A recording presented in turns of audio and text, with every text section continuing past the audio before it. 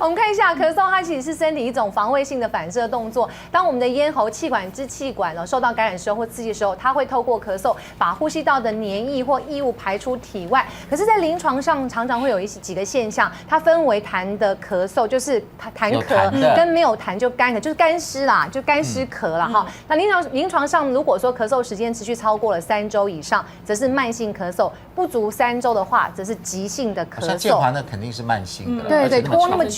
对，引起咳嗽的成因非常多，所以同学你注意，一直咳不停，到底是属于哪一种症状哦？那好，第一个是流感嘛，哈，流行性感冒。那由于流行感冒的病毒所引起，你这时候可能会肌肉酸痛、高烧，而且头痛会比较严重。1/3的流感的患者，他症状其实不明显，但是有的人会出现严重的呼吸道的症状，就是会咳很久。好，就是流行感冒这一波是咳很久。好，另外呢，你可能是梅浆菌的感染哦，你常常会咳嗽都一直不会停，发病的时候也会出现头痛、发烧、喉咙痛，2到5天之后你开始又会咳嗽了，大多没有什么痰呢。之后呢，咳嗽又越来越严重，出现白色的黏痰或者是浓痰，这边咳起来就有痰了哈。好，你看这个就是梅浆菌呢，在我手上，长这个样子哦，是长这样。等一下我们可以请为什么看起来不太一样？一个是比较放大，一个是好，等一下请医生跟我们讲哈，这是梅浆菌的感染。另外，腺病毒的感染出现一般的感冒症状，像会发烧、咳嗽、喉咙痛等等。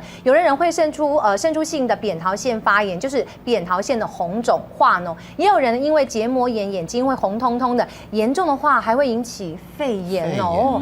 大部分就是在这个时间会流行的，就秋冬嘛。那另外其他呼吸道问题哦，像是肺结核或肺炎，会导致气管增加它内分泌。好，另外还有是胃酸倒流，则会让气管发炎以及收窄。对，吸烟的人因为气管长期受到有害物质跟高温的气体所刺激，而容易发炎。哇，光是这个成因就很多很多病毒应该大概就比梅浆菌还更小了一些，对不对？我想请问医师的就是那是不是咳嗽通常都是流感梅浆菌病毒所引起的？那像郑华这有点像过敏哎，那到底是咳嗽的成因是不是也是千百种？咳嗽的原因是很多，但是我们现在刚才讲的都是以疾病来分类。那所以像利过性病毒啦、梅浆菌啦、细菌啦、霉菌啦这一些，那其实在分类里面都是列在感染这一个分类。那当然这一些就是它的包膜啦这一些，或者它的分泌的物质这些引起的发炎反应，那会刺激神经造成咳嗽。那我们常常咳嗽感觉是喉咙，到底是哪个部分？听说我们这个人体有非常多的咳嗽点。刚才提到很多原因产生咳嗽，那其实之所以会有那么多原因，好像它们的部位都不太一样，主要是因为咳嗽基本上有几个激发点，譬如说上呼吸道的激发点，譬如说这个气管里面也算是上呼吸道，然后或者肺脏这个周边，这个肺实质里面都有这个神经末梢，那它接受到这个物理化学的刺激以后，就会引发一个咳嗽的反射。那甚至在食道末端这个地方也有一个激发点，还有肋膜腔里面也有一个激发点。那所以如果是像胃食道这个胃酸逆流，那产生酸的刺激，这个也会引发咳嗽。所以大概咳嗽你要去看看，这几个地方你要去问清楚，到底它的症状是归属于在哪一类，这样去针对这个来治疗，把这个刺激的这个因素去掉。那也是治疗的第一个部分。如果你有痰的时候要咳出来，还是要吃镇咳药来止咳。其实有痰要咳出来，不要压下去哈。那当支气管充满痰的时候，呼吸器都会受到一些影响，那自体就会借由咳嗽的方式把体内的痰给排出来。建设性的咳。对，如果你这时候是吃这个镇咳药，会把需要祛痰的咳嗽给硬压下来了。这样子所以最好就不要吃镇咳。所以你也不建议镇咳药吃这个镇咳药嘛？还是能咳还是要适度的止咳。因为咳嗽久了会产生一个神经性的炎性反应。所以你一直让它咳也不对，因为那个发炎会继续产生。那继续产生，继续刺激。那这个发炎不只是造成你咳嗽，它全身性的作用也有。就是说你会变成全身性的发炎。全身性的发炎，慢性的就是造成像血管硬化，骨质疏松，甚至糖尿病，这一些都是这样来的。所以不是这样子一直咳下去。对，所以过去我们不了解这个程序。对，那现在的研究越来越清楚，譬如说慢性阻塞性肺病的病人，那以前我们都集中在治疗他的肺部，那事实上他从肺部可以转到心脏或者全身骨头全身的血管。那所以这个东西我们就要去注意，就是早期的预防最重要。对，因为你一旦启动了这个炎性反应的话，后面的这个慢性病就是随附而来的。所以为什么一定要戒烟，就是这个。你看还是跟烟有关，还是跟烟有关。对，那这个痰哈也是一个很有趣的东西。我们咳出来有时候颜色也都不太一样，到底痰是什么东西？然后那个它在我们这样咳出来，它经过的是不是纤毛这样把它推出来的？有一些纤毛哦。那事实上这个是我们呼吸道黏膜的这个结构哈。那在呼吸道黏膜上皮细胞通常里面间杂有这个黏液分泌的细胞，叫做杯状细胞，还有这个黏液的分泌腺。那这些分泌的物质就是在上面造成一个胶层，那这胶层可以粘连这个异物，那有些异物会粘在上面。那我们这个细胞上皮细胞有纤毛，这纤毛摆动往口腔这边摆动，把它扫出来。所以正常人其实是吞下去的，其实这个产生的这一些是吞下去的。对，可是当有病态的或者有刺激物质的时候，它分泌会增加。它分泌增加，或者抽烟的人，或者慢性支气管炎的人，有些部分会断裂，会跑掉。会剥落，那这样的话就好像我们那个扶手梯啊，有一段就没有了，没了。那所以这时候就要靠咳嗽去把它清出来，把它弄出来，去把它清出来。所以这是正常的情况下是这样。那再来就是为什么会产生痰比较多或者没有痰？那有一些它的分泌，像有一些人分泌腺已经退化了。那它刺激以后，它也不会产生痰，就不会有痰。那有一些它是胃酸，刺激点不一样，它可能就不会有所谓的痰。那所以只有呼吸道这一些，也许有痰，那也许它是咳不出来，不一定是没有痰。那像曾建华他刚讲的例子，他是干咳又没痰，然后又咳这么久，您觉得会是什么原因呀？咳嗽经过这个迷走神经的 C 型纤维为主，那 C 型纤维你让它一直刺激久了以后，就会发生炎性反应，局部的发炎。那这些发炎的物质可以全身跑嘛，就像组织胺啊这些，那这久了以后会造成我们呼吸道的敏感，那呼吸道敏感产生以后呢，那空气脏啦、空气污染这一些刺激，就咳了，它就会咳了，就咳了。所以一般你治疗如果是慢性咳嗽，一般我们的定义是以这个3个礼拜以内，我们叫做急性的。那这基本上以上呼吸道的滤过性病毒感染啊这一些为主。3个礼拜。那如果是3到8个礼拜，这个叫亚急性。亚急性。亚急性通常是以感染以后这些炎性反应没有解决为主。那如果8个礼拜以上，你就要考虑是不是结核病啊、长东西啦这一些东西。所以基本上咳3个礼拜以上，最好还是照相。那建华那种不止8个礼拜，是8年呢？对，它8年，所以8年的话，应该是比较像是发炎了。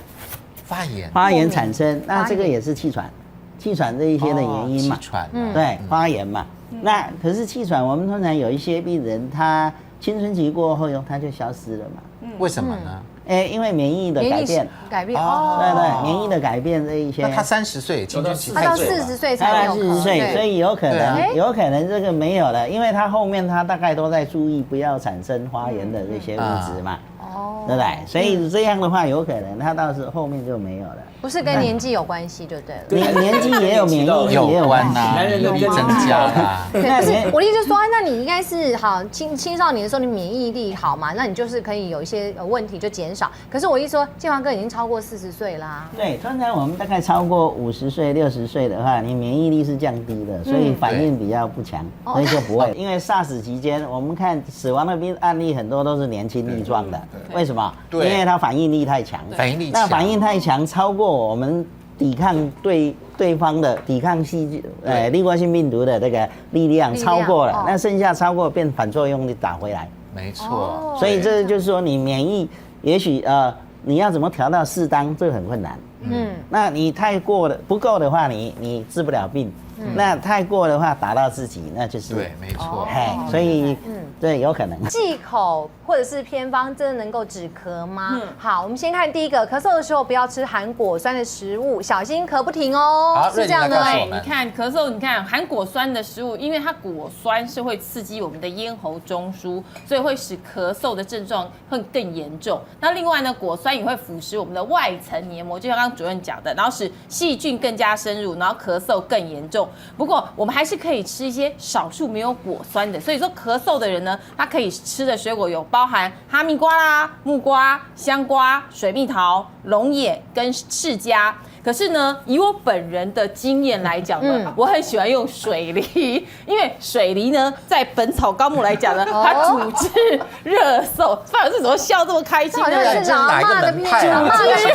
跟这个门派好像不太对。可是没有，我就讲水果啊，因为你知道，我们咳嗽，老人家说不能吃橘子啊，你会咳得很啊。过年橘子都这么多，你要我不吃很痛苦啊，对不对？那我还是要补充一下，那还有润喉，因为我们还是会有干咳那种状况，因为我们喉咙用的使用量比较多。所以你看，我们说梨呢，《本草纲目》记载啊，梨啊，它本来就是说主热治，然后还有这个，然后止嗽，还有这个止渴，然后但是它的梨汁呢，你看到没有？这个梨汁的部分就可以润肺的部分。所以我平常1个礼拜哈，我都会吃一次这个水梨，因为现在水梨很方便啊，对不对？到处都有水梨，你把这个头切开来一点哈，然后中间的心用汤匙把它挖开来之后，然后把冰糖加满放在里面。但是请大家趁热吃，因为这个小孩、老人都好爱。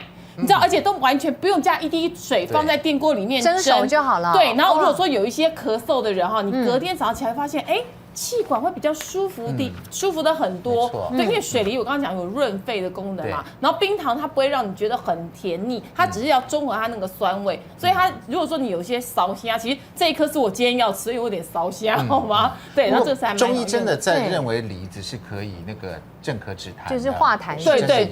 对。不过我们回到那个果酸哈，想请问卢主任，那是不是真的我们要避免在咳嗽期间不要吃果酸的食物？通常水分比较多的水果，我都劝病人这个不要吃了。那如果是酸性的东西，刚才讲过，因为食道下方也有一个点嘛。那喉咙那一个你也会直接受到刺激嘛。所以这个可能就是2个激发点，就是产生咳嗽的地方。那至于水梨，因为它煮过。煮过了，你看煮过，然后用冰糖，它不知道引出什么东西。因为在韩国人，他们用可可雅果实去提炼出的东西，他们制造这个咳嗽药水。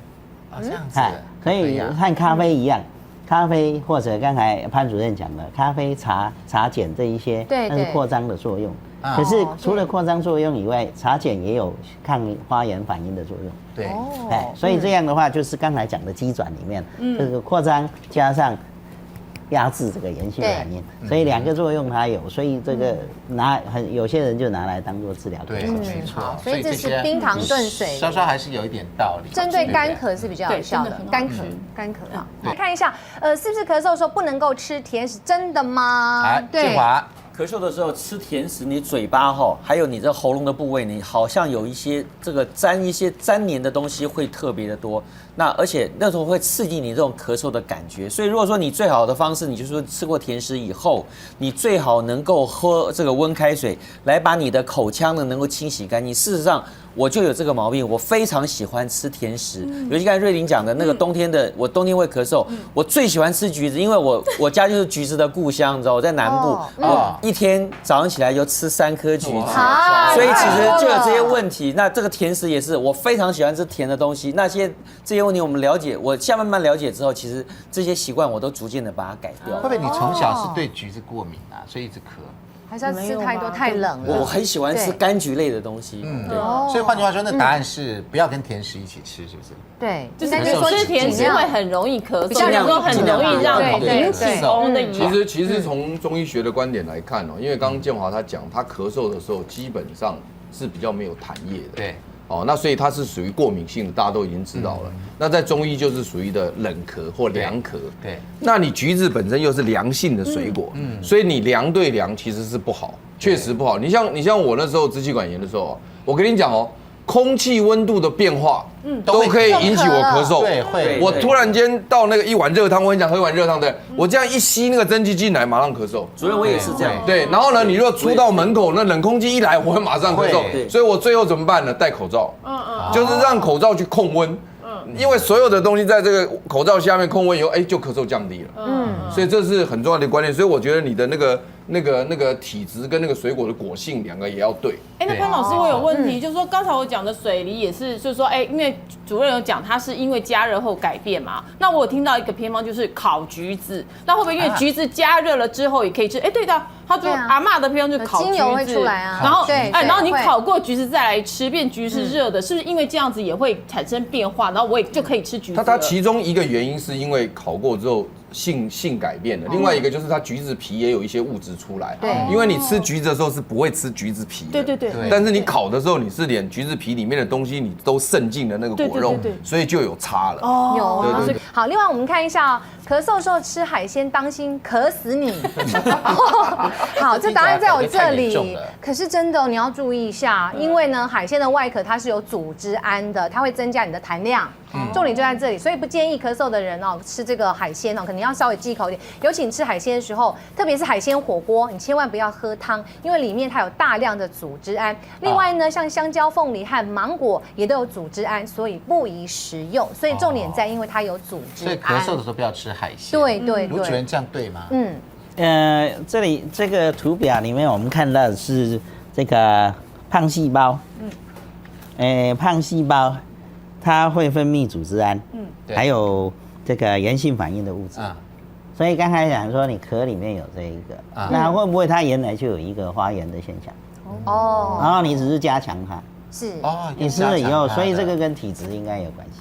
所以过敏的也不能吃海鲜。不是说每一个人都不能吃啊。所以这个答案是对啊，所以应该是三角跟体质。三角就不见得是这样子的好，另外呢，我们看到咳嗽的时候就应该要多喝水是不是呢？一般人好像都这样，对不对？多喝点水。可是刚才主任有讲一点点答案嘛，对不对？他说很多人以为多喝水可以化痰，其实是错的。因为我们的痰的黏液之所以稠，是因为粘性蛋白的紧密吸附作用，不是因为缺乏水分。所以多喝水只会让你多跑厕所，好吗？可是我们感冒的时候咳嗽啊，医生不是都叫多喝开水，多喝开水，多休息啊，那卢主任这不是矛盾了吗？说的不是我，绝对不是我。因为你这个水层啊，大概不会因为你多喝水就，反而你会造成肺水肿。所以基本上我们人体自己觉得水分缺乏、口渴啊这些，你会去补充。那所以如果是这样的话，你倒不如局部用吸的还比较快。用这个吸的。可是吸的话，我们要怕这个等张高张度的问题。那对我们的黏膜还是有伤害的。所以多喝水到底对不对？应该是不对的。那就看自己本身的那个感觉。至少不要这个卢主任讲的真的很有道理因为我们发现这个你咳嗽的时候呢，要找出原因。对，你要看原因是什么。它有一些的咳嗽是因为肺部已经积水了，比如说举个例子来讲，像我们假设有肺炎或者支气管炎的时候，我们本身血管就已经开始扩张，组织胺分泌非常多，组织胺一分泌的血管扩张，组织液就渗出，所以因此有的严重的时候，它根本就肺部已经开始积水的时候呢，它咳嗽会越严重，因为你一积水，它就不喜欢这些东西，它就咳得越严重。那这时候如果你再多喝水的话呢，会雪上加霜。所以这种肺积水、肺炎产生的咳嗽是不能够给太多水，甚至医生有可能开利尿剂。这样子。对，为什么呢？他要把肺部的水排掉。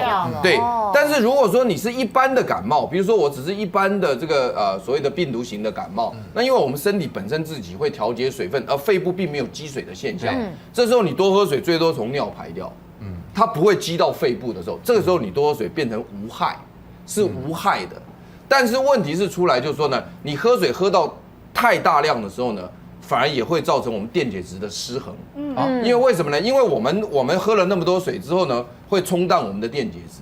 那正常来讲，我们的电解质会补上来。可是如果你感冒，因为你的这个食欲不好，吃的东西比较少，你又喝超过，比如说我们正常讲一天应该喝2000cc 的水，那你就喝2000cc 就好了嘛，没有问题嘛。刚刚卢主任画的那个图上面的那个水层，我们本身就能够调控嘛，不是说那个水它自己会干掉，没这回事嘛。所以那在这种情况之下，你如果说这猛喝到5、6千 cc。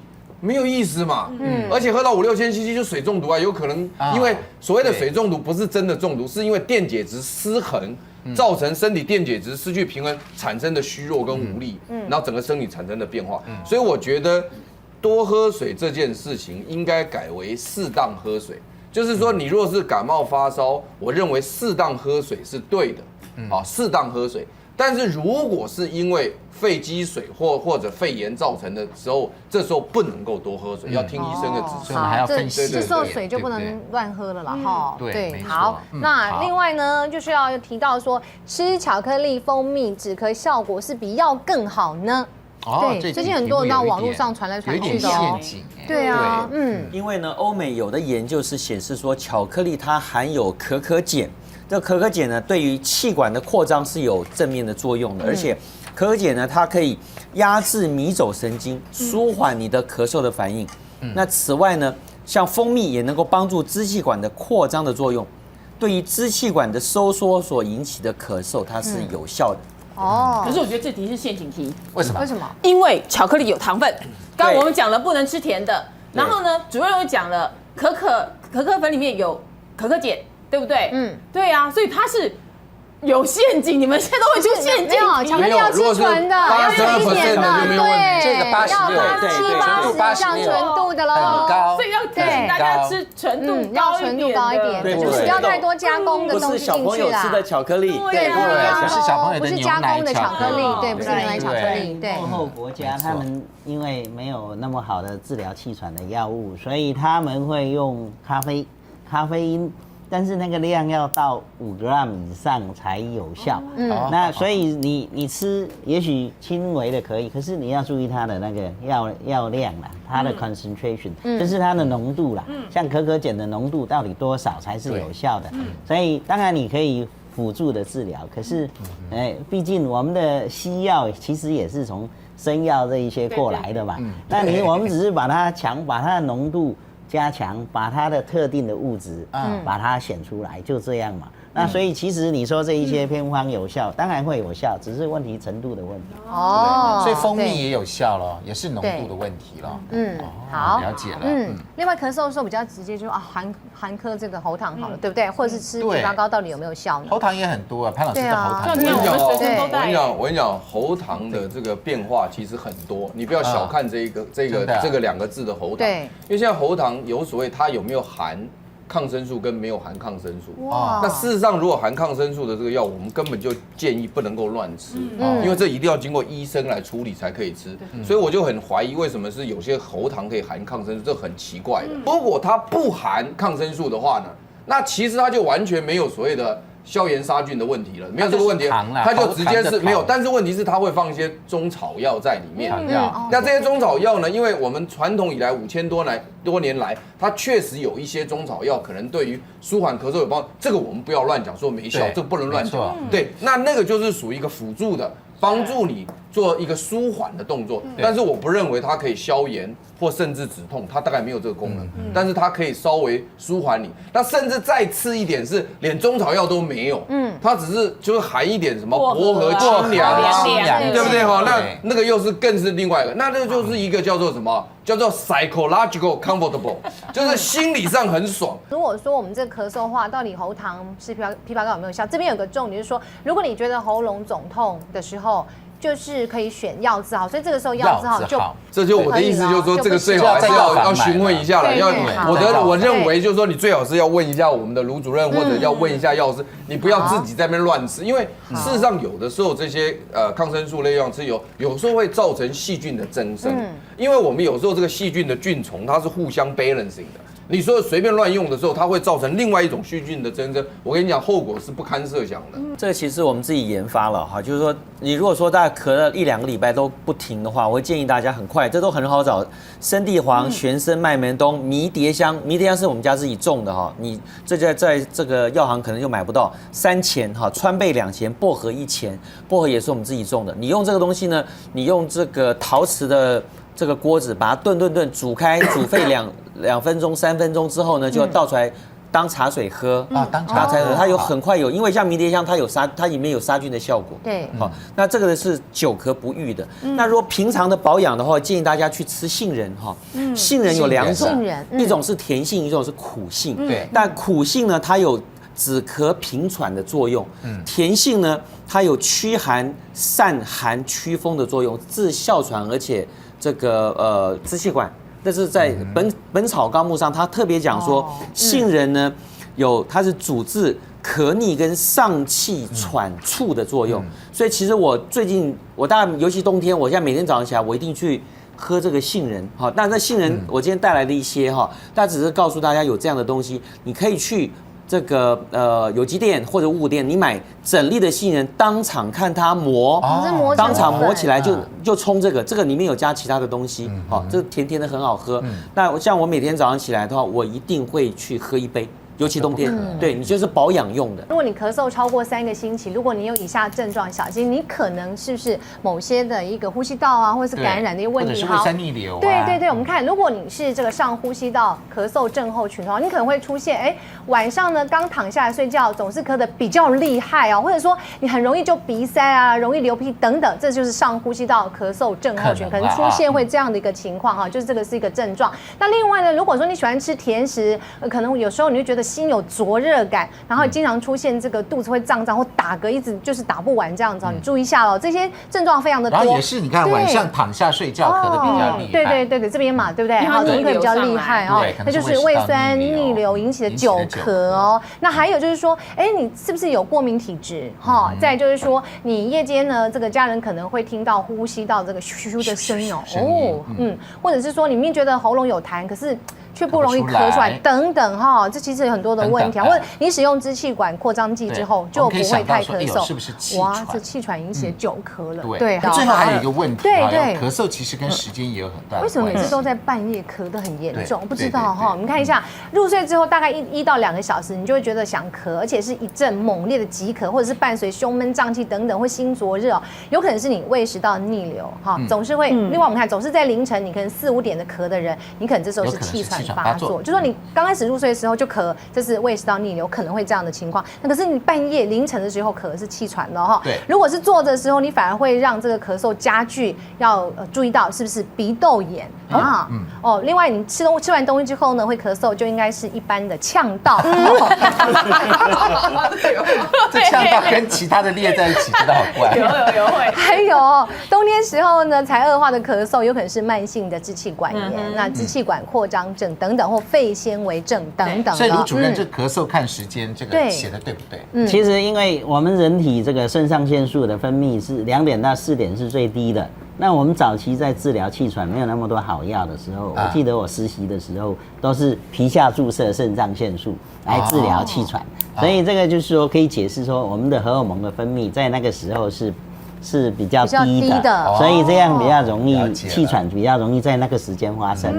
那胃食道逆流，你看咳好像都晚上。那晚上因为你躺下去了嘛，就比较容易。所以说逆流人睡姿一定要稍微要30度。鼻子当然就没有影响。那这个进食以后咳嗽就不是别的病了，是呛到啊。进食如果是在吃的当时产生的，那就是呛到，在当下的时候啦。因为我们有时候这个关不紧。它不一定说很明显的呛到才会咳嗽，我们叫做 micro， 就是微小的这个吸入，微小吸入，那就是要看这个功能，那你要去做这个检查这个功能，吞咽的功能。